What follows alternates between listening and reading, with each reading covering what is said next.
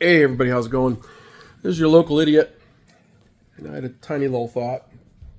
Thought I'd share it with you. Sorry about that. Um, today, today is a decent day in reality. My wife is on a business trip, and we don't do that kind of stuff very often. I did it earlier this summer. I was gone for 3 weeks, and now she got a promotion at work, and so she's having to go through some training, and so she'll be gone for 2 3 weeks. And so I'm a free range chicken at this moment. I do not see the appeal, to be honest. You know, I don't think free range chickens probably like it. Think about it. They always have to worry about stuff. Then instead of being safely behind the wire, I see the appeal of being sequestered now. Freedom. It's not what it sounds like. It'd be neat until you get it, and then it's all what the hell. But I got the cats. I'm lucky that way. And my wife does have the ability to be around a lot of people that she's kind of unfamiliar with and stuff. So that's kind of fun for her, I'm sure. She gets a nice hotel room and rental car, all that neat stuff. And so that's fun. Those kinds of things are fun. So I'm glad she's having a good time. Hopefully she is. And I'm not having a bad time. I just miss her. But any trouble I get into while she's gone is kind of her fault because I'm a guy. I need supervision basically, a little bit at least. Men are 14 forever in their minds. Their minds are 14 as long as you don't think about all the cholesterol that men have as opposed to when they're boys. We have accumulated it as fast as we could, no doubt, in America at least. But as a boy, you can only get so much so fast, right? So the health is wasted on the young. So be neat if that was different, but it isn't, I guess. What are you gonna do? Greasy, you're a good kid. And then Ginger Billy. And I think Frank's upstairs. He has no use for contact with other people for the most part. He just basically sleeps, eats, looks out the window. That's about it. And he once in a while wants to come in and get some cuddles and stuff like that. Not very often. The other kids want to pretty much hang out with somebody at all times, most of the time. Yeah. But anyway, yeah, people that have, I don't know, property and stuff should just be a little extra concerned right now. Not that I would steal some shit or whatever like that, but I'm really likely to break shit. Mindlessly. I don't do that common sense thing a ton. I have a great ability to have common sense, but I also have a great ability to just sort of shut that off, because it's at times that kind of stuff gets in the way of fun. I don't know. No idea. If anybody ever really figures that out, like a psychiatrist or something one day, man, I wish you guys would be nice enough to just tell me about it. Pop up on my thing and say, hey, this is why you're like that. All the inappropriate shit I would say or do or any of those kinds of things, I would kind of be interested to find out why. And is it my gender? Is it just me individually? I don't know. I have no idea. I ponder that kind of stuff, but I don't get very far because a squirrel usually runs past the window and I'm like, oh, then I totally go away with that whole thinking thing. So, yeah. Anyway, today is, I guess, the 16th or something. Yeah, I'm back to where I don't really know what the date is. And I'm not wearing my glasses at this moment. So when I look at my watch, I can see the time. But that little itty bitty window, that's the calendar? No. But I think I do remember that just yesterday, it was the 15th. But you never know. It could have been 2 days ago. I have no idea. It could be the same day. I'm telling you, time is an elusive thing to me. So, exactly. I don't remember almost anybody's birthday, for instance. I don't know why. I finally remembered my wife's, and it's because it's so close to mine, and I've known her since 1985. You'd think I would have known her a long time ago. No, it's not about how you care about somebody or how much you care about them or any of that kind of crap. It's nothing to do with that. It's about prioritization of certain things, right? You know, and I never forgot her birthday ever, not once, just because it's a priority to me, to make sure that she's happy, and somebody that doesn't have my mind, would not probably completely understand if I forgot their birthday, why I did, So I just made sure to never do it. I used to, and this went on for years and years. I used to check her. I used to, like, literally when she was in the shower or something like that, I would get into her purse, open up her wallet, take her ID out, and look at the date, and then I would write it down in a planner of mine, or I'd write it down on a calendar I owned or something like that. But the fucked up thing is the next year when it was time to get a new calendar, and I would get rid of the old calendar, I'd have the same fucking problem every year.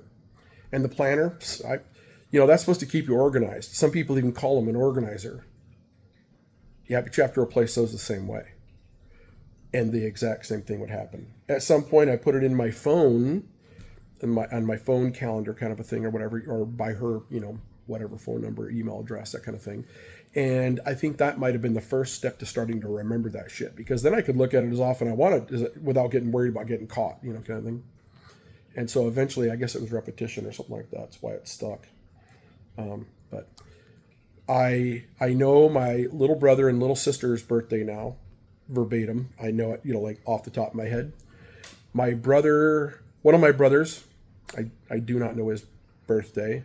I know it's around when my niece's birthday is, or maybe the same day. I don't know. Something close like that. I think it might be the same day. I don't know. There's a rumor in my mind. And I have lots of brain cells that don't like each other. I mean, there's pretty much a gang war happening in there, and they're very separate. You don't go into the wrong neighborhood. Not in my brain, you don't. And there's definitely neighborhoods I don't have access to. And I don't even question it, to be honest. I've accidentally seen some shit in there before, and I'm like, from now on, that's Chernobyl. You don't go there unless you want to glow in the dark, that kind of thing. I'm cool with that. I'm not afraid of stuff I should be afraid of, but then, there's some things that are just not worth the hassle, That's one of them. I don't want to look into my subconscious. Who knows what I would see there? So anyway, I don't know. I'm tetherless at this moment. I am one of those Chinese spy balloons right now, but I don't know where I'm at, frankly. Not really. I think I know, but do I really know? That's like dementia or something like that, or Alzheimer's disease, which is a dementia. It's hard to imagine how loose of a grip we have on the world around us until you see somebody with real actual dementia.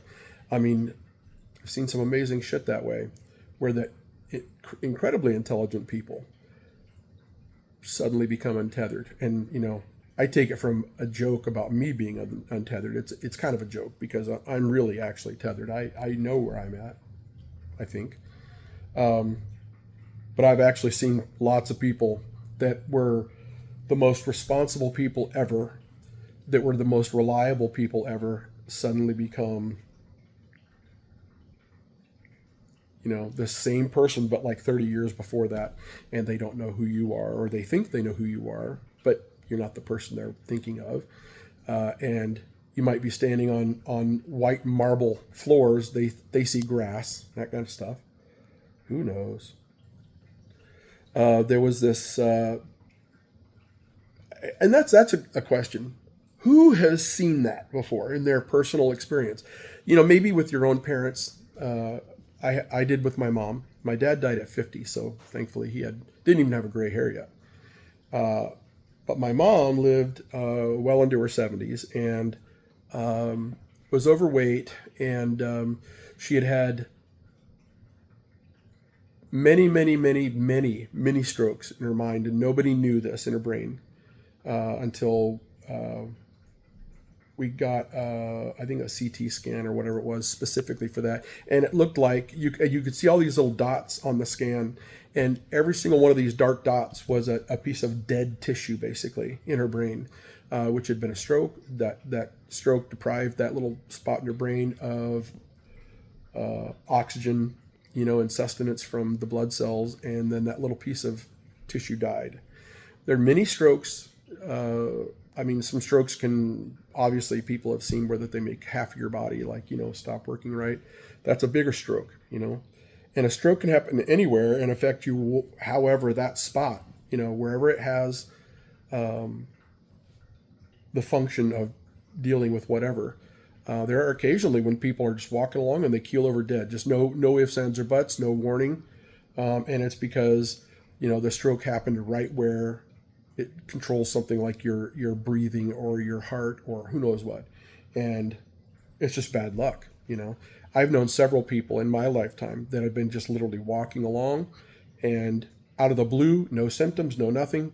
Maybe they feel a little funny and then they conk over and they're gone, and it's usually something like that. You've got a very sophisticated computer in your head, and it's possible that when you have a stroke in the wrong place, it's just there's no coming back from it because hold your breath. You've got 3 minutes to live, that kind of thing. And there are places in your brain that if they're deprived for even a few seconds, you're going to conk out, and then no matter what they do to try to bring you back, once that spot in your brain's turned off, you're done. There's no way to make it come back. So there's that good piece of news for you there, But here's the thing. I still to this day, I've done a lot of reading about it over time, and I believe that we're as close to you can imagine as living a sim, like a program. Okay, somebody wrote the program. I don't know what that somebody is, but some type of higher species than us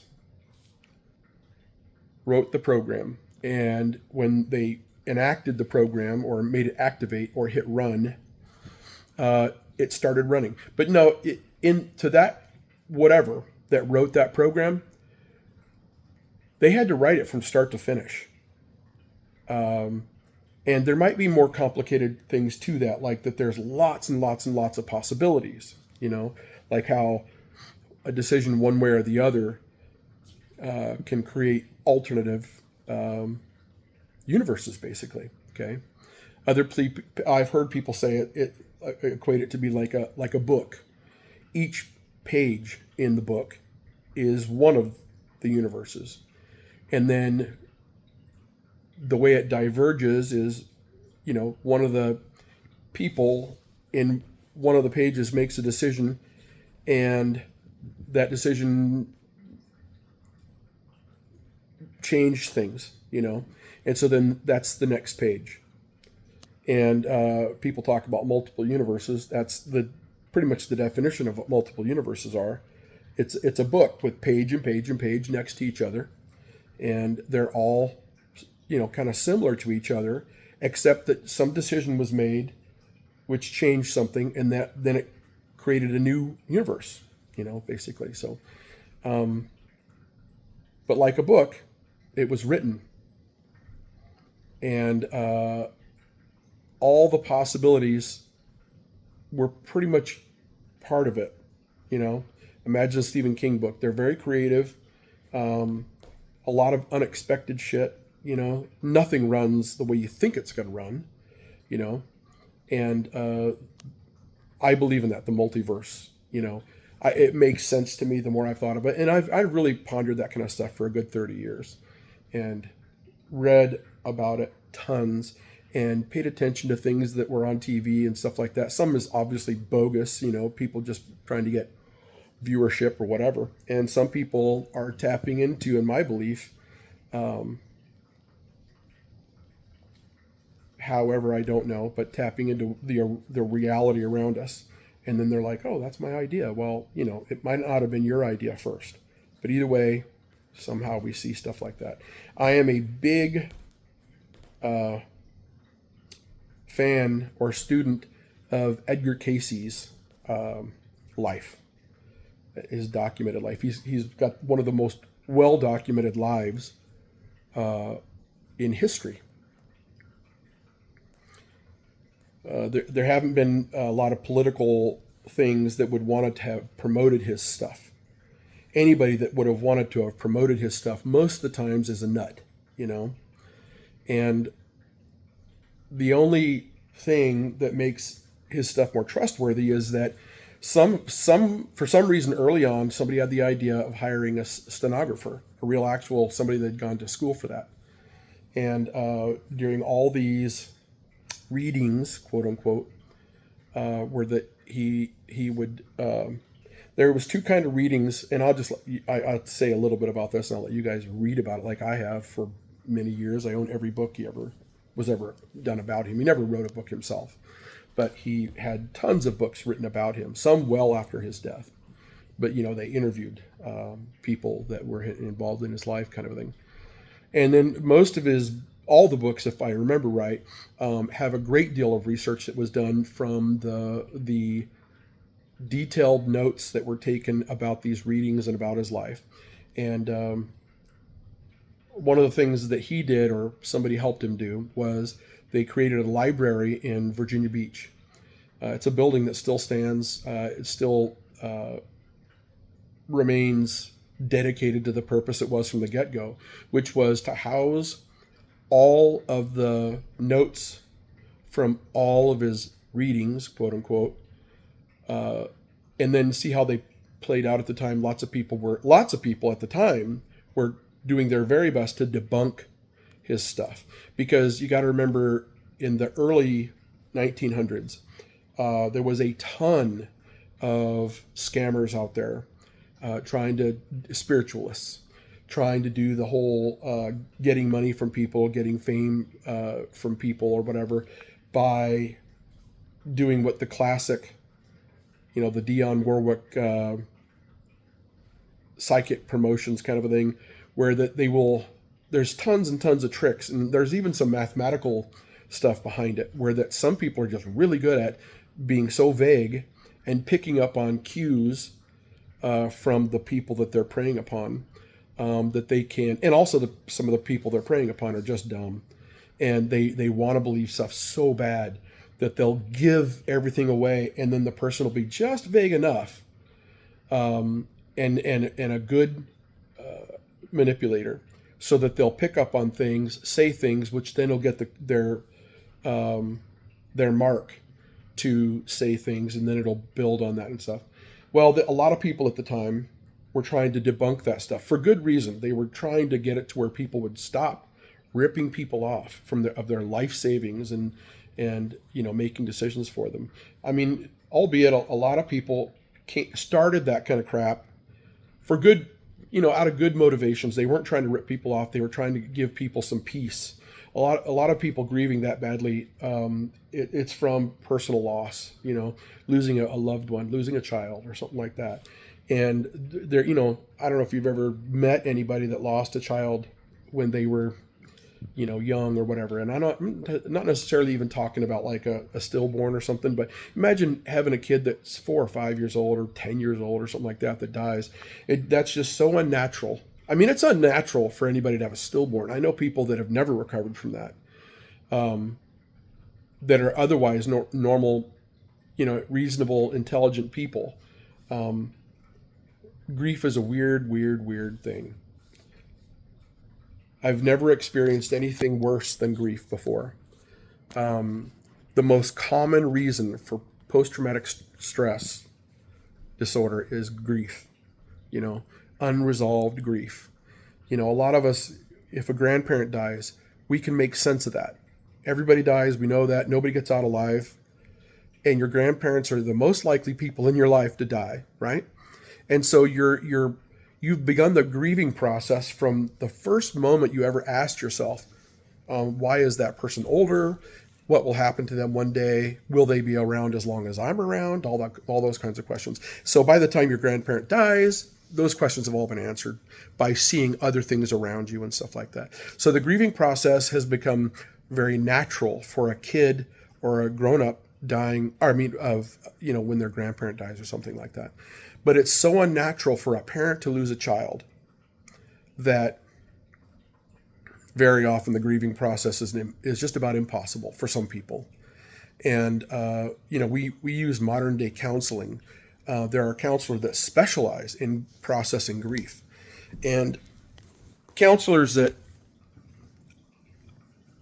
I have any experience with due to PTSD and things have a lot of really interesting tools to kind of get you to basically reconsider the events and get to a place where that you stopped processing for whatever reason and things went awry from there, right? And you can kind of go back, and the more you acknowledge that situation or that moment or whatever, that you basically got a clog of some kind in your mind, and not a physical thing, it's an emotional thing, and you stopped maturing at that moment, you know, that kind of thing. And lots of things in your life became shaped by that anger or that confusion, and then they took on a life of their own. It's almost like an alcoholic.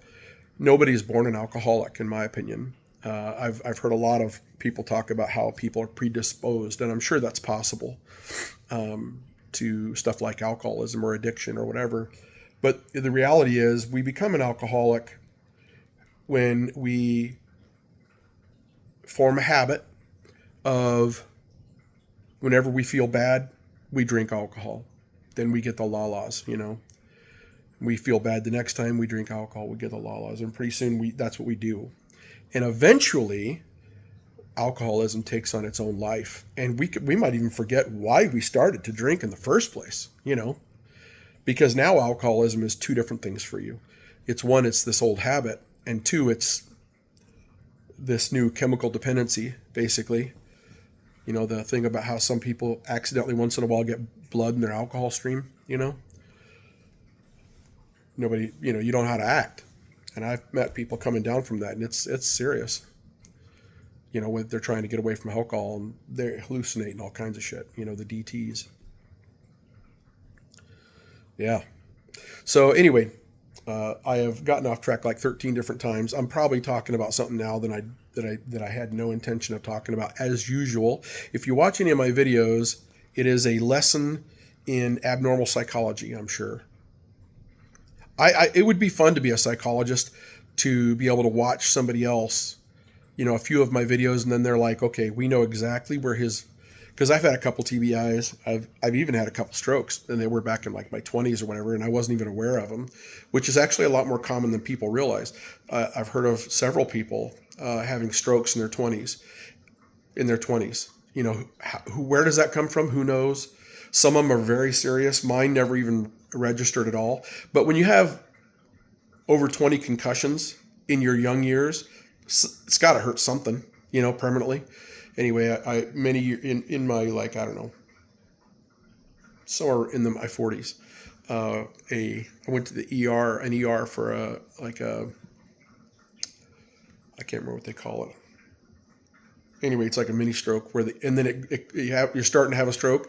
It's starting to mess with you, and then it clears up and it just unclogs all of a sudden.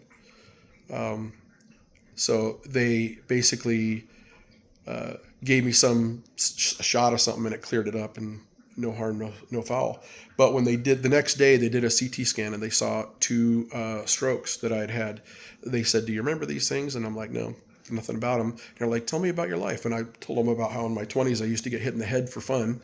And then they're like, "Aha, yeah, that probably happened back then. You're not supposed to take your laptop and throw it on the ground, because things get broken, and come loose and stuff." Well, whoever suspected that getting punched in the head 1,000 times in a weekend, like a 3-day weekend would hurt you.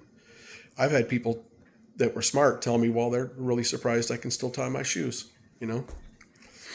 So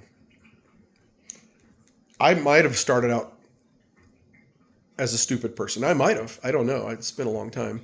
But the fact that I'm not that bright now, or that I've got wild fucking ideas about shit, is no surprise to me. It could be so much worse if you only knew. Yeah. So anyway, a lot of political shit going on now, like always. My whole life, I've been paying attention to that shit. I'm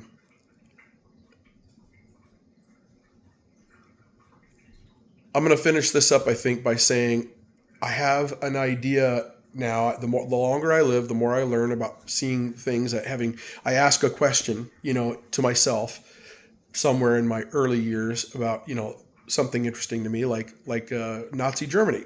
How in the world would Germans are normal, smart people. In fact, they're world renowned for making really high-end, well-engineered things. So why in the world would a people like that? They're certainly no more aggressive than Americans, right? Why would a people like that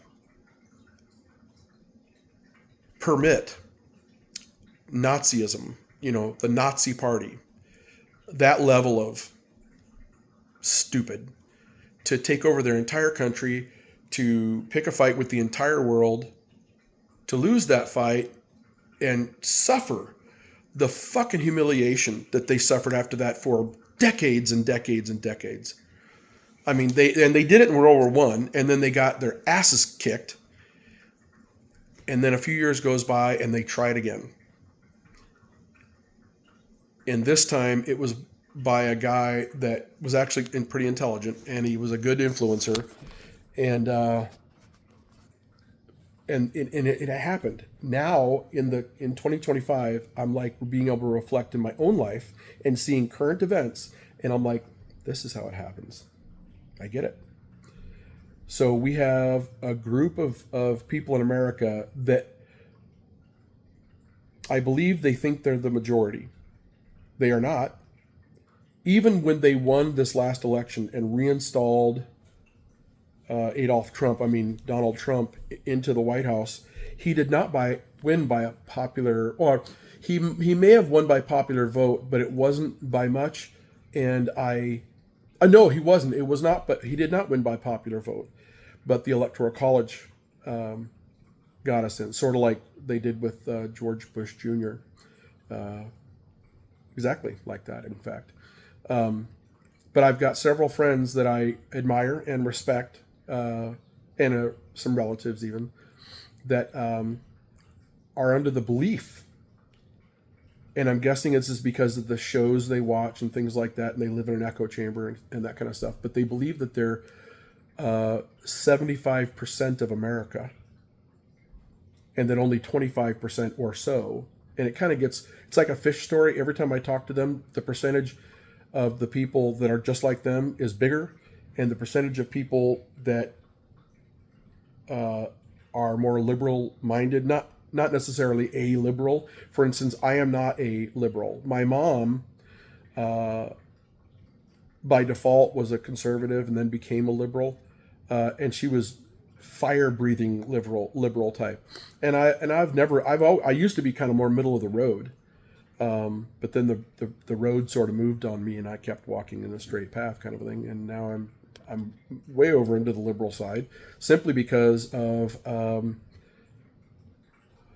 the definition of conservative has changed, and so it pushed me out.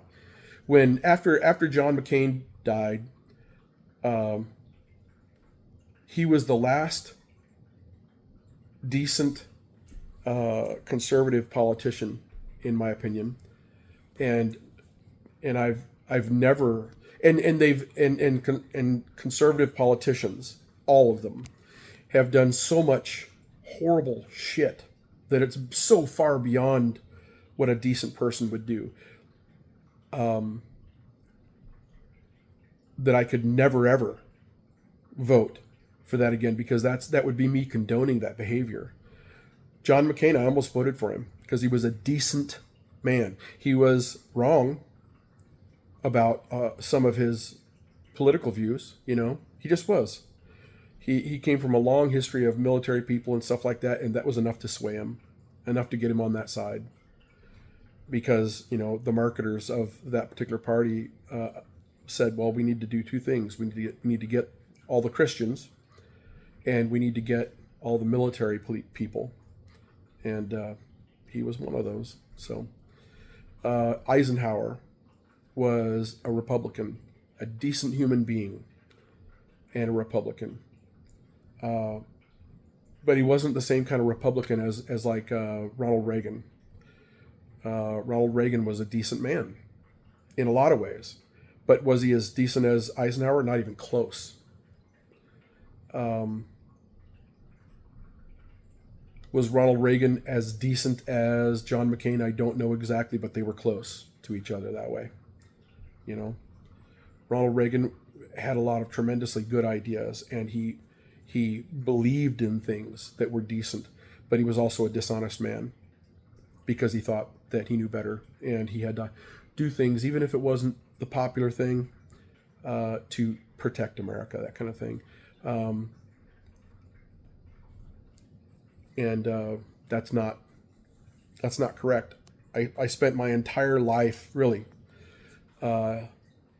believing that I was a cog in a wheel, a very important wheel, and it didn't matter what we did or how we did it. We had to accomplish something for America, protection of people. And of course, when I grew more and saw more and learned more and experienced more things, I realized there's a lot of versions of that are just wrong. They all boil down to the same fucking thing, that eventually if you do something wrong one time, you'll notice it, you'll feel it, you'll think about it, it'll weigh on you. But if you do the same thing 5 times, eventually you'll stop even thinking about it. You'll justify it, for a variety of reasons, and that's not the kind of thing that it's just like alcoholism or anything else. There's a lot of things that are stupid, like smoking tobacco or using tobacco in any way, shape, or form, that everybody knows about now. Yet people still do it. They talk themselves into do it for what chemical reason? It looks cool, they think, or their dad did it, which means it was cool or whatever. Fucking idiots. Because there's all the science is out now, and just some things are just blatant.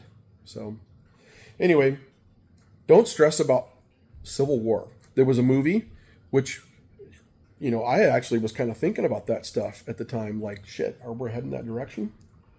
Even though I knew a lot about the military and the fact that once we got out of the Civil War in the 1800s, there was a lot of talk in Washington and all over the country by change makers about how we could reshape the military and how we should create the military, because before the Civil War we didn't have much of a standing army, and tons of changes were made. Acts were passed, many of them, to make changes so that the Civil War could never happen again. So it would be very much more difficult. And if anybody's ever interested in what those changes are, the simplest, easiest way to find out is go to the newest version of GPT and ask it. Because GPT-4 is out now, but pretty soon 5 will be out. And ask it. It'll spell it all out for you. And then I asked it, and it listed it for me, and I went back and looked at all those things, and I did not find one other thing that had been implemented. But many things were implemented specifically so that civil war in the United States could never happen again. So if you're stressed about civil war, or if you're one of those idiots that wants a civil war, and I'm a fighter, you know, I was born into the military, and then Navy, and then I went into the Army, and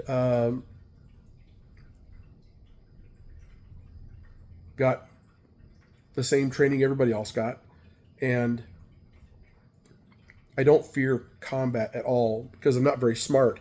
The problem is combat on my own home turf, which everybody in the world has to put up with except for Americans, would be horrible. You know, the Civil War was the most horrible thing, mainly because we were killing each other. You know, everybody was a casualty, an American casualty. Everybody. My dad's whole side of the family, they were all in the Confederacy. My mom's entire side of the family was all with America. And so every single person that died during the Civil War was one of my countrymen, you know? So there will never be something like that again. You know, I'm A-okay with doing whatever I got to do to protect my country and my people, right? But that's not something I ever want to see happen, because, you know, that would put people that I know now, my wife and her family, and, you know, my family, you know, some I don't even talk to, but I don't want them to be in danger, you know? So, yeah, Civil War is not a good idea. There's a bunch of blowhards running around saying that they're going to be da-da-da-da-da. They have no fucking idea what they're talking about. And I don't personally know anybody that's got actual military training, good, normal, you know, on the ground, crawling around in dirt military training, that would want a civil war, because they know what it would look like. Even if they've never been to combat, they train for it, which all the training is always training for combat. And they if they have any brains in their head, they got to try to then imagine their kids being in that, or their cousins, their friends as kids, all the people that they love being in that. And anybody with any intelligence whatsoever would never want that. So anyway, the good news is I've really, really, really researched it, and I don't believe that there's even the remotest possibility of a civil war. It doesn't mean that shitheads won't try shit, you know, just like they did on January 6th. That was the attempt at having a civil war, you know. I mean, that's how civil wars start, is by one side of a political whatever attempting to do something like overthrow or do a coup that doesn't work, you know, and then two sides, you know, battle each other. In a real civil war, it would be just like the original American Civil War. It'd be generals from both sides take their troops, take their equipment, and then turn on each other, kind of a thing, right? Well, that was one of the key things about preventing the next civil war, is it was made virtually impossible to do that. So anybody who has questions about that stuff, or has a really concern, don't let it keep you up at night. Talk to me, and I'll help you understand. Because I was really stressed about that. And then when I watched, and even better, when I watched the movie The Civil War, I saw the places where they were drawing from actual events and da-da-da from the American Civil War. But then the rest of it that I saw was just so fictionalized and pulled out of the thin air and made into like some fantasy thing, like it couldn't be from this country, or from this earth rather, because of the changes that went through, and that they sort of just ignored that for the purposes of a movie.